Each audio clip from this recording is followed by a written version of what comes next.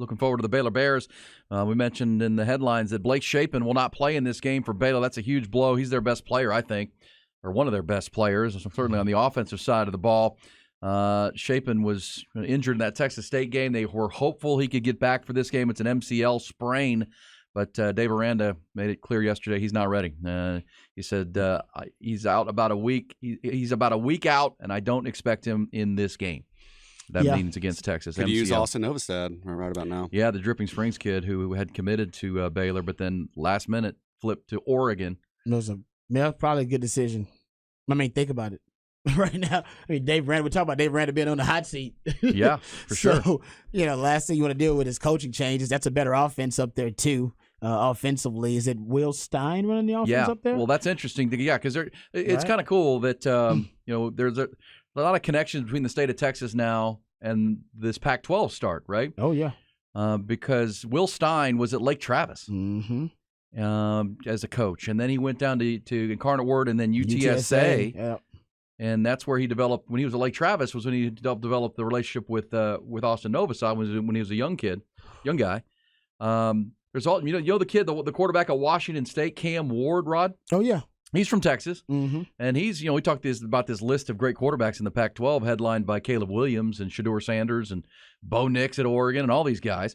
But Cam Ward, remember that Washington State team that Colorado State almost beat Colorado on Saturday. That Washington State team put 50 on that Colorado State team in Jay Norvell in week 1. Cam Ward was at Incarnate Word and then transferred to Washington State. He's from Cleveland, Texas. So he's a Texas kid. So Will Stein with Texas ties as well. He's now at Oregon. Yeah, Austin Novosad from Dripping Springs, Texas. He would likely be the Baylor starting quarterback this week if he had stayed with that commitment. Because this kid, Sawyer Robertson, is not good. I don't mean to just say that, but I watched him. He's not good. He is struggling. Watched him against Utah. Yeah, I'm surprised they couldn't find a better backup in the transfer portal era for Baylor.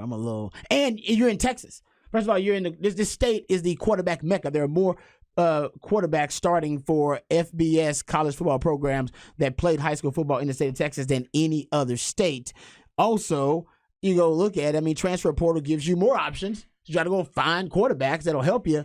I'm surprised Dave Aranda didn't have a better option. Well, there's a reason Texas is 3 in the country, right? They built through the roster through really good recruiting classes and then targeted players in the portal. Adding AD Mitchell. Come on, man. Dave Aranda said yesterday at his press conference that, he was asked about the difference in Texas this year from last year, and he said the offensive line is matured, the defense is even better, and he said last year you really only worried about Xavier Worthy. This year they got other dudes, right? Yeah, a lot of dudes. And AD Mitchell, big part of that, and Texas wanted to add that piece. Well, by the way, speaking of Baylor at a 1-2 start, you know who did a better job building his roster and using the portal this offseason than he did? Texas State. G.J. Kinney. How about to say Texas? G.J. Kinney added better players than Dave Aranda did. I think we all. And that's why they beat him. It's like, come on, man. TJ Finley could be the starting quarterback for Baylor. I know. He'd be probably better than Blake Shapen. TJ Finley's a good player for Texas State. Spencer Sanders could be the dude. So, any backup now? Yeah. That's what I'm saying. Spencer Sanders could be your backup. It's his last year college eligibility, and he's backing up Jackson Dart. Exactly. That's how much he hated Oklahoma State, which, by the way, is rotating 3 quarterbacks. They're still doing it. They asked Mike Gundy if he was going to rotate 3 quarterbacks. He was like, yeah, I'm doing it again. You're doing it again? What is the definition of insanity? He just lost to South Alabama. South Alabama badly. He's going to go down his way. He's like, I'm doing it my way.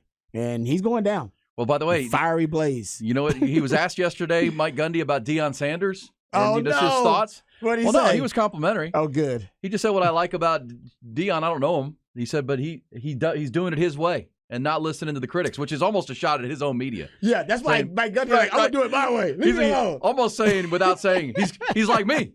He's like me. Me and Deion are the same. We don't listen to the outside noise. We do it our way. Well, I would say there are some similarities, though, right? He does kind of, he got the mullet, he had the mullet and everything. Well, look, I mean, again, I don't want to minimize this Baylor game, and if Blake Shapen was playing, I'd be a little bit more concerned if I were Texas. But Sawyer Robertson, he just can't. Not very good. Yeah. He's now, got to go play the game. But if you saw them play Texas State, that was not a fluke. Texas State was the more talented team. No, he just beat them. They beat them. It wasn't like they ran trick plays. It wasn't like, no. They just beat them. And then they played with desperation against Utah and had a lead in the second half, but couldn't hold it because the quarterback turned the football over. And then against Long Island University last week, it was a close game at the half. And again, Texas was in a close game with Wyoming, but Wyoming's a pretty solid group who went to a bowl game last year and brought a lot of dudes back. And Utah had a back. LIU is Long Island University out of the FCS level. You disrespecting Long Island. Long Island. Did you see their quarterback's throwing motion? Yes. Oh, my God. It looked like Uncle Rico. It did look like Uncle Rico. It's got a hitch at sidearm. What was he doing? I don't even know what. He brings it from his hip. Yeah. Like he throws it from his hip. It's weird. But this is the quarterback for Long Island University. Yeah. LIU. What's LIU? What is their mascot? I did not think Long Island University had a football team. That isn't. I didn't know they played football up there. I didn't know they played football up there. I was thinking about this yesterday. They just don't care about it as much. If you go to a public high school like on Manhattan Island, do they have football teams at those high schools? I think they have. They have football teams. They play football on the East Coast. They just don't. Where do they practice? It's not a religion like it is here in Texas. Where are the fields? Huh? Where are the fields? Where they practice? They have fields. I've been to Manhattan. I've never seen a Long football Island field. are the Sharks. They are the Sharks. They're coached by Ron Cooper. They do. They have them up there, Ty. I assure you. It's just like I said. They don't have down here. It's such a religion and it's such an economic engine that you got 3 football fields at one damn high school over there in Wesley. They don't have that, okay? Because they don't prioritize it like we do. They don't have $1 million stadiums for their high school sports. They don't do it like that. It's a little bit different. They used to be called the Long Island University Blackbirds, and now they're the Sharks. Oh, they're politically incorrect or something? What's wrong with Blackbirds? Exactly. What's wrong with the black? Isn't the blackbird an actual bird? That's like the grossest mascot ever. Like Blackbirds? Isn't a blackbird just like a random bird? The grackles. Yeah. LIU plays in a 6,000-seat stadium there in Long Island. LIU. There you go. And that's where Baylor, they won the game 30 to whatever, but it was at halftime it was like 13-7 or 16-7. It was not by any means dominant. And Baylor's just not that talented right now. And again, they could rise up and give Texas a hell of a game because it's a conference game, but at the same time, whose fault player is that? for player, it's not real close right now. And that's Dave Aranda's fault. That's all on Aranda. That's all on Aranda. For letting that roster. You won the Big 12. Yeah. So recruiting should have spiked. Yeah. Yeah, you win the Big 12, recruiting should have spiked. Where's the recruiting spike? Yeah, Where'd he go? Not real good. And you're right. When you had Blake Shapen as your quarterback and you didn't attack the portal more, I think they had a lot of eggs in the Austin Novosad basket. But that happened in early February. Come on, man. You had a whole offseason to add time to recover. Remember, he let that other quarterback go to what U of H? Remember that Jerry Bohannon. Yeah, he's like, hey, man, we got our quarterbacks. You can go. It's like, hey, don't be telling quarterbacks to leave. Yeah. Don't encourage quarterbacks to leave. They'll leave on their own. Don't be encouraging them to leave.